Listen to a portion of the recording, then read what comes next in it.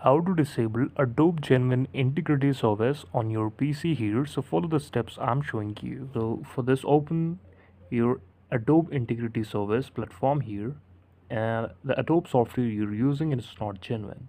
Firstly, disable Adobe Genuine Software Integrity from Service Manager like this. What you have to do is follow the steps I'm showing you right now in your PC.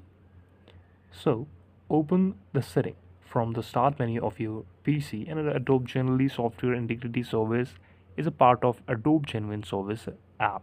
So when you install the application on your system, it automatically gets installed. Now let's talk about the service manager or services. It's an application on our computer to allow us to configure all the service of our system. So now what you have to do is simply follow the steps mentioned below. Open setting from the start menu of your PC and then look for Adobe Genuine Services Integrity Service. Right click on it and select Properties. Now change the startup type to disabled and click on the stop button to do it.